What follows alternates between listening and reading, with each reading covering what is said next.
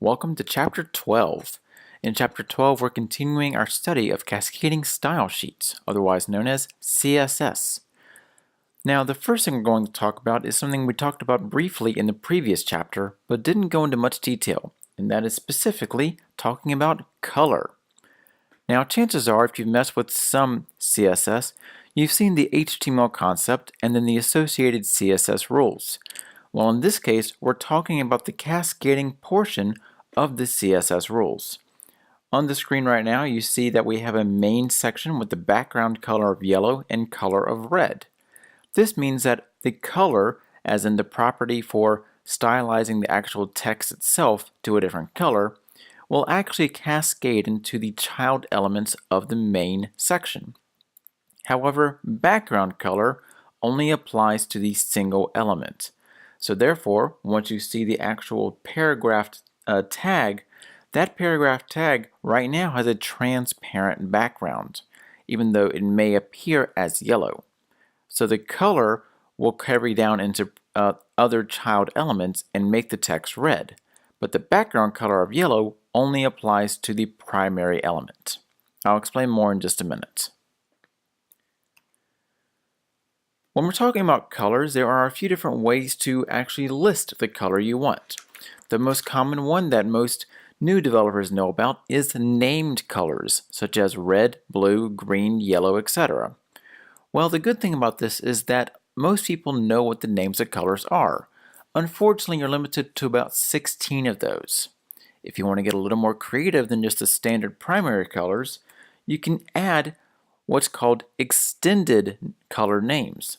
And this can go into the range such as blanched almonds, cornflower blue, lemon chiffon, and a bunch of others. This actually has a list of 147 other color names that you can list, but unless you know the exact shade that you want, it's probably not the best thing to do when starting out and getting into further experience to name your colors, because technically, as far as the whole entire color spectrum, you have a total of 163 colors to choose from.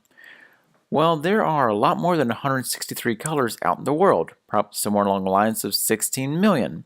So in this case, if you want to start out with just naming the colors, that's great, but this isn't something you should carry into the professional field. What you should do instead is actually do something called RGB, which stands for red, green, blue, in that order. The values in an RGB spectrum range between 0 and 255, or 0% and 100%. For example, color, RGB, parentheses, number, parentheses, semicolon. I've given you a few examples of a few colors on the right-hand side, black, red, green, blue, and white, to give you a good understanding about how the different values of RGB can be combined and represented to create the color you want. To give you a good idea about how the spectrum and range actually works, let's take a look at a few examples. First, I want you to keep in mind that when you're talking about RGB, it's always in the red, green, blue order. It's never in any other order, because if you mess up these numbers, the browser doesn't know what you want to do, so therefore you have to know what order the browser wants. Always RGB. Now let's take a look at some of the examples. On the spectrum at the bottom of the screen, you see all the arrows are on the left-hand side. That means that we have RGB of 0, 0, and 0, which is basically the same thing as black. That's also saying that any color you have, the red, green, or blue, is absent from the actual color. Therefore, since black is technically the absence of all colors, it has no color to represent. Therefore, it's just black. If you're going as far as the light spectrum, then yes, black is the mixture of all colors, but we're dealing with computer colors, not light spectrum colors. So in this case, we're making sure that RGB 000 is the absence of all colors. If we change the number a bit to go to RGB 25500, you can see in the spectrum that the red one has moved all the way to the right, which means that we're just looking at bright red. If we change the number to RGB 0 255.0, now we have just green. And again, we do it again, we have blue. Now the good thing is, this allows us to pick a range of colors between black and, well, the opposite end of all colors together is white. So in this case, it's RGB 255, 255, 255, which means that all the colors are being combined to create the color of white. If you ever turn on a monitor, chances are you see a white background that's being generated by all the pixels in the monitor, whereas if you turn the monitor off, you see black. The same concept applies here. All the colors have to be combined and put through the maximum portion of the spectrum to generate white. Let's mix it up a bit. RGB 255, 255.0 creates a yellow because that is combining the red and the green. If we have RGB 255.0, 255, that creates a magenta because that is red plus blue. On the other hand, 0, 255, 255 is kind of a cyan color with the green and the blue combined. So if you've ever dealt with the CMYK spectrum, then chances are you know exactly how these colors will actually mesh up. Now let's take something completely random. Instead of just 0s and 255s, let's go in the middle somewhere for 46, 139, 87 for a sea green kind of texture. Nice texture, works out, nice middle range. The good thing about RGB is that you have a wide spectrum of colors to choose from, and you can easily manipulate the exact shade and exact gradient that you want in order to get the color that you want as well. But if you want to add something such as transparency on a background, that's something completely different. That's what's known as RGBA because it stands for red, green, blue, and the alpha channel. Now the RGB numbers can be between 0 and 255 or 0 and 100%. The alpha is between 0 and 1, so it is a decimal value of 0.1, 0.3, 0.7, etc. To give you a good example, this RGBA example is 0, 128, 192.3. So basically we're working with the same RGB spectrum, but now we have a fourth channel, which is the alpha layer or alpha channel. In the examples on the far right, you see that in most of them, the third value has been added, or I'm sorry, the fourth value. In this case, we have black with 10% transparency, red with 30%, green with 60%, and blue with 90%. The last one is white with 100% transparency, as in the item is completely transparent. So let's take a look at the same examples and modify it a bit with transparency. Keep in mind that when you're working with the RGBA property, you want to make sure that the RGB values are in their associated manners, and the alpha one is always the last one, and it is in decimal format. Now if you look very closely, you see that in the image, behind the image, is actually the picture of a beach ball. That's because I want to show you what the transparency will look like once we go down the spectrum to see how much the image actually shows up. In this first example, we have 10% transparency, or 10% in the alpha channel, so that the beach ball barely shows up through the black. If we change the color to red and increase the transparency to 30% or 0.3, you can now see the beach ball a little more clearly. Change it to green and go up to 60%, it's becoming more clear. We go to 90% and blue, you can still see a tinge of blue there. It is still there, and the image itself doesn't come through completely perfect. But if we go to white and say alpha channel is 1, then that basically means that no matter what color we have, it will be transparent. White, black, blue, green, cyan, anything. A value of 1 in the alpha means that it's always going to be transparent, and anything behind it or anything that's supposed to be presented in it will be transparent. Now, this only applies to backgrounds. We'll get to opacity in another lesson. We also have the option of providing colors in a hexadecimal value. Before we get into hexadecimal, I want to point out a few things. Based on previous knowledge, you should have at least two concepts of base numbers. The first one is, of course, base 2, so 0 and 1, also known as binary. And the more common one that everyone should know is a base 10, so 0, 1, 2, 3, 4, 5, 6, 7, 8, and 9. These are your everyday numbers that we use every day of our lives. Hexadecimal uses something a little different. It's called base 16. It uses the same 0 through 9 numbers, but also uses A, B, C, D, E, and F. And the way that we're telling the browser we're starting with a hexadecimal value is that it starts with the hashtag or pound sign. Basically, they're the same thing. They can be represented in a 3 or 6 alphanumeric combo. We'll get to that in just a minute. So to give you a good idea, we're still using the RGB spectrum, but based on the values that are presented, we have a set of two numbers. The first set is the red, the second set is the green, and the third set is the blue. So no matter what we put in here, that representation of RGB will still be provided, even though we're using a hexadecimal value. Now before we get too far into what hexadecimal is and how to use it, let's jump into a few examples of what hexadecimal can do. So for this first example, we see all zeros, of course, starting with the hashtag or the pound sign, and that is black. Red with 2 Fs and 4 zeros is basically the exact same thing as RGB 25500.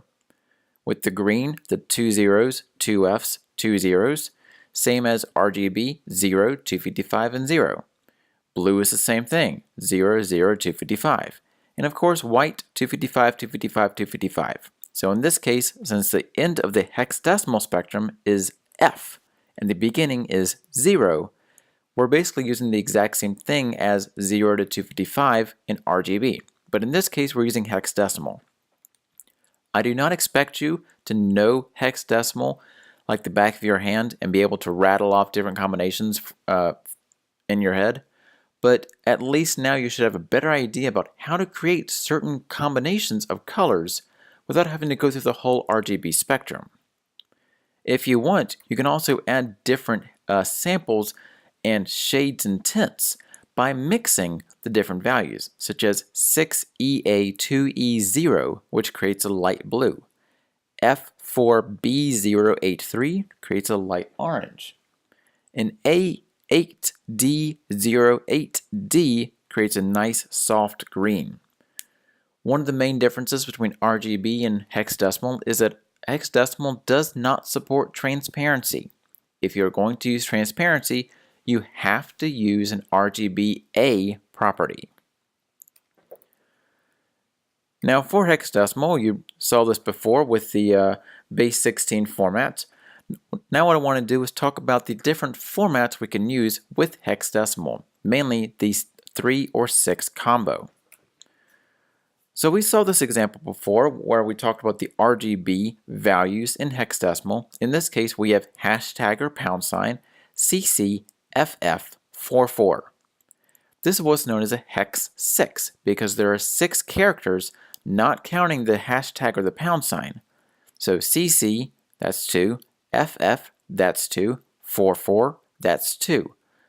The good thing is that we can actually take this combination and shrink it down to just hashtag or pound sign CF4 because we have pairs that are the exact same value. And by doing that, we can actually decrease the amount of characters we're typing and characters we're sending over the bandwidth to make it shorter and easier for us to type and send. Now this only works if the two pairs are, if there are 3 sets of 2 pairs. Sorry, that makes more sense. Let's take a look. The first one we just saw, CCFF4, can be shortened as CF4. 2222BB can be shortened as 22B. And 6 Cs can be shortened as 3 Cs. Now let's take a look at the bottom 3. 12BCBC. Well, BC and BC is a pattern.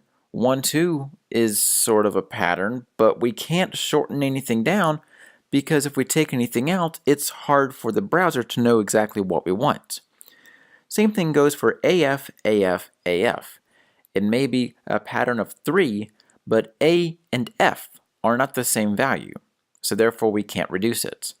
The last one, 4, 4, 4, 4, 4F, we are so close. 4, 4, and 4, 4 are two sets of two patterns. 4 and 4 are the same thing. But because 4 and F are not the same, we cannot reduce that, and therefore must be a hex 6. If you have any questions about things that can be hex 6 reduced to hex 3, please send me an email with those values, and I'll help you work through it so that you understand what can and cannot be done for reducing hex 6 to hex 3. Other color methods that will not be discussed in this book are HSL and HSLA. Not going to go into too much detail for that. Next, we're going to talk about some CSS comments. In HTML, we covered comments before, talking about the open triangle sign, the exclamation, 2 dashes, and then putting whatever you want in the comments, as long as you close it with 2 dashes and the closing triangle.